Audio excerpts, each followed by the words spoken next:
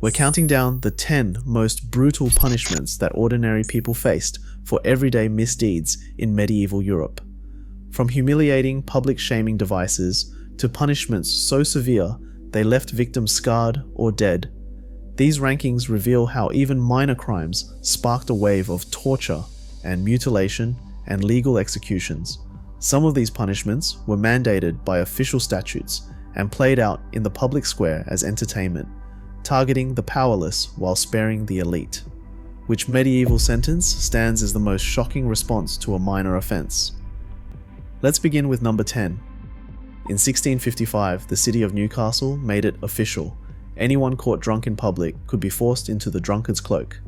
This punishment meant spending the day parading through the streets, trapped inside a heavy wooden barrel with holes cut for the head and arms. The barrel's weight strained the back and neck, while crowds hurled rotten food, stones, and insults. For repeat offenders, the ordeal could stretch over several days. The shame lasted long after the bruises faded, and the practice continued in English towns until the 1820s. Humiliation, not injury, was the point. It reminded labourers who really controlled the streets. Iron locked tight around the head, a sharp metal plate pressing down on the tongue. This was the scold's bridle. In 1567, Scottish church records ordered women accused of gossip or nagging to wear these heavy cages for hours or even days. The spike pressed into the mouth, cut and bruised with every movement, making speech almost impossible and turning pain into silence. Women were marched through town for all to see, their injuries serving as a warning. More than 50 bridles still exist in British museums, each one a relic of how the law punished women for speaking out. The last recorded use was in England in 1824. In 1351, English law demanded public punishment for merchants and bakers who cheated their customers. The pillory locked victims upright, with head and hands trapped in a wooden frame, and the stocks held people by the ankles, forcing them to sit exposed. Sentences lasted 6 to 12 hours, leaving offenders at the mercy of the crowd. Rotten vegetables, stones, and even animal carcasses rained down, sometimes causing serious injury or death. Dehydration, sunstroke, or hypothermia claimed others. Mob violence was not just tolerated, it was expected, turning the square into a stage for community-sanctioned brutality. The last colonial stocks closed in 1839. In 1547, English lawmakers passed the Vagrancy Act, turning poverty and petty crime into a permanent stain. The punishment was branding, a red-hot iron pressed into the face, searing a letter deep into the skin. The letter T for thief, the letter F for felon, M for manslaughter, B for blasphemer. There was no pain relief and no second chances. The wound often festered, and the burn sometimes spread across half the face. For repeat offences, the other cheek was branded too. The mark followed people everywhere, from begging for work to buying bread and even walking down the street. Employers turned them away on sight. Some spent their lives as outcasts, trapped by a scar that never faded. Branding was finally abolished in England in 1829, but the scars lasted a lifetime. In 1314, a French court sentenced a man to have his tongue cut out for speaking against the king. The punishment was carried out with no pain relief. Executioners sliced out the tongue and then pressed a hot iron to the wound to stop the bleeding. Many victims died from shock or blood loss right there on the scaffold. Those who survived faced a lifetime of silence, unable to speak, eat, or even swallow properly. Infection was almost certain, and some lingered for weeks before dying from gangrene. Children were not always spared. Inquisitorial records mention young liars losing their tongues as a warning to others. Executioners sometimes kept the severed tongues and sold them as curiosities or supposed remedies. For the rest of their lives, survivors lived as outcasts, their mutilation a permanent warning against defiance or dishonesty. A condemned man lay stretched across a wooden wheel, wrists and ankles tied tight. The executioner followed instructions from a 1348 German manual.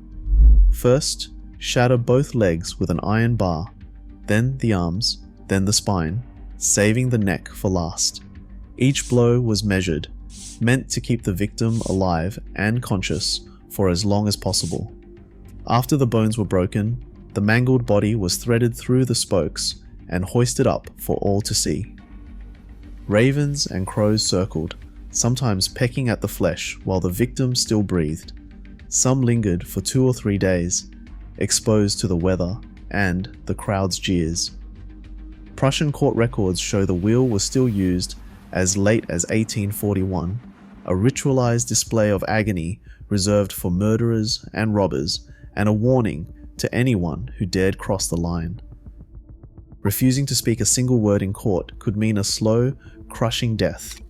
Under English law, anyone who stood mute, refusing to plead, was sentenced to pressing, known as peine forte et dure. The victim was forced to lie on the ground, a wooden board laid across the chest. Stones were added, one at a time, each new weight, making it harder to breathe. Ribs snapped, lungs collapsed, and the eyes and tongue sometimes bulged from the skull.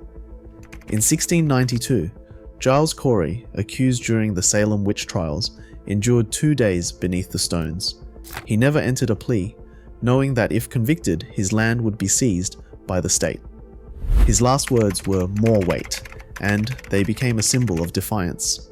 Pressing to death ended in England in 1772, but not before the law turned silence into a fatal act of resistance. Convicted traitors faced a punishment designed to obliterate both body and legacy. Under English law, drawing and quartering began with the condemned man tied to a horse and dragged through the streets, battered and jeered. At the gallows, he was hanged until nearly dead, then cut down while still conscious. Executioners sliced open the abdomen, pulling out the intestines and burning them before the victim's eyes. The head was hacked off, and the body was cut into 4 quarters. In 1305, William Wallace, the Scottish rebel, suffered this fate. His head was displayed on London Bridge, and his limbs were sent to Newcastle, Berwick, Stirling, and Perth as a warning. Over 300 such executions are recorded in English history. Each quartered corpse was a message, nailed above city gates or bridges, reminding the public that betrayal would be punished with total erasure. No other punishment matched its scale or spectacle. State terror rendered visible in every torn limb and blood-soaked square. A pyramid-shaped seat, sharpened to a point, sits at the center of some of the darkest torture legends. The so-called Judas Cradle is said to have been used by inquisitors in Spain and Italy, targeting those accused of heresy, adultery, or homosexuality. Victims were stripped, bound, and slowly lowered onto the pyramid's tip, the point forced into the anus or vagina. Ropes and pulleys controlled the descent, sometimes with heavy weights tied to the ankles to speed the process. The pain was relentless, and infection was almost guaranteed. Death, when it came, could take days. 3, 4, even 5 days could pass, claimed by blood loss, shock, or sepsis. Some accounts describe executioners refusing to clean the device between uses, letting disease finish the job. Yet, while the horror is unforgettable, modern historians urge caution. No authentic Judas Cradle survives from before the 1800s. Nearly every example in museums is a Victorian-era replica or outright fabrication. Inquisitorial records mention impalement and other tortures, but they never describe this exact device. The legend of the Judas Cradle endures because it fits the era's reputation for cruelty, but its reality is tangled in myth. Even so, the story reveals how easily fear and imagination can magnify the brutality of the past. In 1723, the British Parliament passed the Black Act, a law that turned more than 200 property crimes into hanging offences. Stealing a loaf of bread, a rabbit, or even a handkerchief could carry the death penalty. The law was written by landowners determined to protect their fields and game from the desperate poor. Between 1770 and 1830, over 35,000 people were executed in England for property crimes, about 40% of all hangings. Children were not spared. In 1785, a 14-year-old boy was hanged for stealing food worth a single shilling.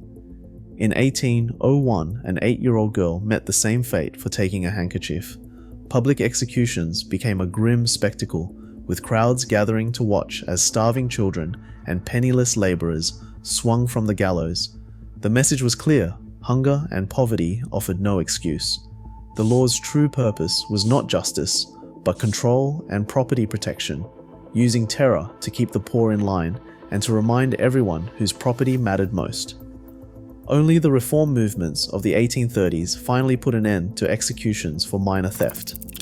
But by then, tens of thousands had paid with their lives. Across all 10 punishments, one truth stands out. Medieval justice was about instilling terror, not fairness. Power decided pain, and survival itself became a crime for the poor. That legacy reminds us. Justice systems reveal who holds power and what society is willing to accept in the name of order.